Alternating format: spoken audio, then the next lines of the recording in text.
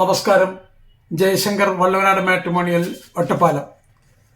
ഇന്ന് പറയാൻ പോകുന്ന ആൺകുട്ടി അച്യുത പ്രസാദ്, 33 വയസ്സ്, അശ്വതി നക്ഷത്രം, 173 centimetre height, 66 kg weight. B Tech mechanical engineering ആണ് ഹയസ്റ്റ് ക്വാളിഫിക്കേഷൻ. നല്ല ഒരു പ്രശസ്തമായ MNC മൾട്ടിനാഷണൽ കമ്പനിയിലാണ്, ബാംഗ്ലൂരാണ് വർക്ക് ചെയ്യുന്നത്. വളരെ ഹൈലി പെയ്ഡ് ആയിട്ടുള്ള കുട്ടിയാണ്. ഫാദർ ഗോപിനാഥൻ മരണപ്പെട്ടു പോയിരിക്കുന്നു. അമ്മ പങ്കജവല്ലി. ഇവർ കോയമ്പത്തൂർ സെറ്റിൽഡ് ആണ്.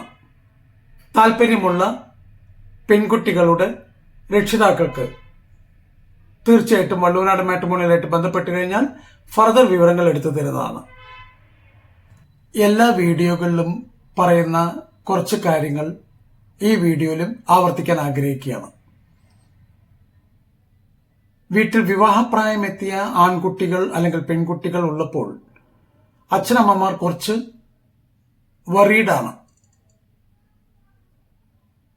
എന്തിനും ഏതിനും അവർ അയ്യോ ഇതെന്ത് ചെയ്യണം, എങ്ങനെ ചെയ്യണം, ആർക്കും ഒരു ഐഡിയ കിട്ടുന്നില്ല എവിടെ കൊണ്ടേ ഇത് എത്തിക്കണം എന്നത്.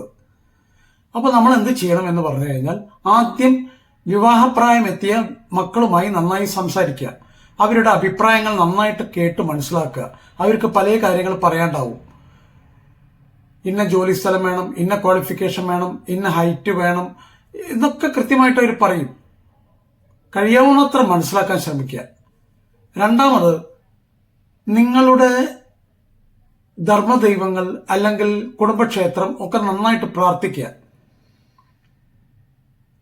മൂന്നാമത്, നല്ല ഒരു പ്രൊഫൈൽ എഴുതിയുണ്ടാക്കുക. പ്രൊഫൈൽ എഴുതിയുണ്ടാക്കുമ്പോൾ ശ്രദ്ധിക്കേണ്ടത് കഴിയുന്നത് ജാതക വർത്തമാനങ്ങൾ കുറയ്ക്കുക. എഡ്യൂക്കേഷൻ കൃത്യമായിട്ട് കാട്ടുക. ഏതൊക്കെ സ്കൂളിൽ പഠിച്ചു, ഏതൊക്കെ കോളേജിലാണ് പഠിച്ചത്, എന്തൊക്കെയാണ് സബ്ജക്റ്റ്, എല്ലാ കാര്യങ്ങളും വിശദമായിട്ട് എഴുതുക.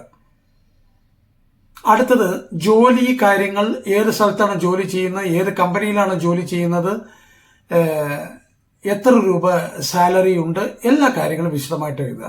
പിന്നെ അച്ഛൻ അമ്മ ഇവരെയൊക്കെ പറ്റി ഉള്ള ഡീറ്റെയിലുകൾ എഴുതുക. അച്ഛൻ എന്തായിരുന്നു, അമ്മ എന്തായിരുന്നു, അവരുടെ ക്വാളിഫിക്കേഷൻ എന്താണ്, ഏതാണ്. ജാതകത്തിന്റെ കാര്യങ്ങൾ എഴുതുമ്പോൾ കഴിയാവുന്നതും date of birth, birth time, birth place, ഈ 3 കാര്യം മാത്രം എഴുതിയാൽ മതി. ശുദ്ധജാതകം, ദോഷജാതകം എന്നൊക്കെ കഴിയുന്നത് എഴുതാതിരുന്നാൽ അത്രയും നല്ലതായിട്ടാണ് എനിക്ക് തോന്നിയിരിക്കുന്നത്. കാരണം ഇതൊക്കെ ഓരോ പണിക്കന്മാരെ ഡിപ്പെൻഡ് ചെയ്യും. ചില പണിക്കർ പറയും ശുദ്ധജാതകമാണെന്ന്, ചില പണിക്കർ പറയും ദോഷജാതകമാണെന്ന്. എവിടെയും കൊണ്ടേ എത്തിക്കാൻ പറ്റില്ല. അങ്ങനെ ഇതെല്ലാം പ്രൊഫൈലെല്ലാം നന്നായി എഴുതിയതിന് ശേഷം ഹൈറ്റ്, വെയിറ്റ്, എല്ലാ കാര്യങ്ങളും നന്നായിട്ട് എഴുതുക. ഒരാൾക്ക് കണ്ടു കഴിഞ്ഞാൽ കൃത്യമായിട്ട് മനസ്സിലാക്കാൻ പറ്റണം, എല്ലാ വിവരങ്ങളും അവർ തന്നിട്ടുണ്ട് എന്നുള്ളത്. അതിനുശേഷം നല്ലൊരു മാട്രിമോണിയൽ സൈറ്റിലായിട്ട് രജിസ്റ്റർ ചെയ്യുക. എങ്ങനെയാണ് ഈ നല്ല മാട്രിമോണിയൽ സൈറ്റ് എന്ന് പറഞ്ഞു കഴിഞ്ഞാൽ, ഒരു കുറച്ചെങ്കിലും പ്രൊഫൈൽ അവർ നന്നായിട്ട് തരുന്നുണ്ടെങ്കിൽ അവരൊരു നല്ല മാട്രിമോണിയൽ സൈറ്റ് ആണെന്ന് മനസ്സിലാക്കുക. അല്ലാതെ രജിസ്റ്റർ ചെയ്തു പിന്നെ നിങ്ങൾ വിളിച്ച ഫോൺ എടുക്കില്ല, അങ്ങനത്തെ ടീമുകളുടെ അടുത്തേക്ക് പോവാതിരിക്കുക. അപ്പോൾ 1-2 ആളോടൊക്കെ അന്വേഷിക്കുക ഇവരൊക്കെ എങ്ങനെ ഉണ്ട് എന്നുള്ളത്. എന്നിട്ട് അവിടെ രജിസ്റ്റർ ചെയ്യുക. രജിസ്റ്റർ ചെയ്തതിന് ശേഷം കൃത്യമായിട്ട് രജിസ്ട്രേഷൻ സമയത്ത് ചോദിക്കുക എത്ര രൂപയാണ്, എന്തൊക്കെയാണ്, കല്യാണം ശരിയായി കഴിഞ്ഞാൽ വല്ല പൈസയുണ്ടോ എന്നുള്ള എല്ലാ കാര്യങ്ങളും വിശദമായിട്ട് ചോദിക്കുക. ഇതെല്ലാം ശരിയായി കഴിഞ്ഞു കഴിഞ്ഞാൽ കുട്ടികൾക്ക് ഇപ്പോൾ അവർ നാളെ പ്രൊഫൈൽ അയക്കാൻ തുടങ്ങി കഴിഞ്ഞു കഴിഞ്ഞാൽ ആ പ്രൊഫൈൽ കുട്ടികൾക്ക് കാട്ടിക്കൊടുക്കുക. ഫോട്ടോ സഹിതം കാട്ടിക്കൊടുക്കാൻ ശ്രമിക്കുക. കുട്ടികൾ പറയണം ഫോട്ടോ കണ്ട ഓക്കെ ആണെന്ന് പറഞ്ഞു കഴിഞ്ഞാൽ അത് വെച്ച് മുന്നോട്ട് പോവുക.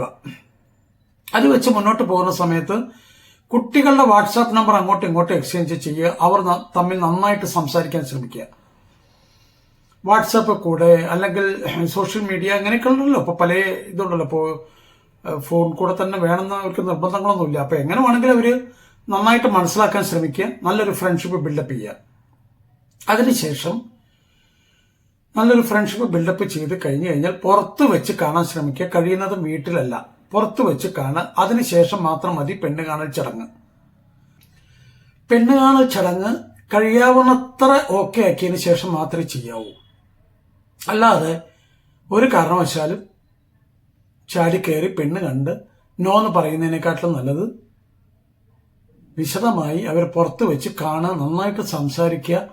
എഡ്യൂക്കേഷൻ, ഫാമിലി ബാക്ക്ഗ്രൗണ്ട്, മെഡിസിൻ വല്ലതും കഴിക്കുന്നുണ്ടോ, വല്ല ലോണുകൾ വല്ലതും ഉണ്ടോ, എല്ലാം വിശദമായിട്ട് സംസാരിക്കുക.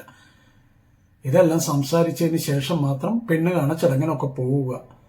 അങ്ങനെയൊക്കെ ചെയ്ത് കഴിയുമ്പോൾ ഇവിടെ കാണുന്ന കാഴ്ച നല്ല രീതിയിൽ ദാമ്പത്യ ബന്ധം മുന്നോട്ട് പോകുന്ന കാഴ്ചയാണ് കാണുന്നത്. റിട്ടയർഡായ അച്ഛനമ്മമാർക്ക് സ്വസ്ഥമായിട്ട് ഇരിക്കാനും സാധിക്കുന്നുണ്ട്.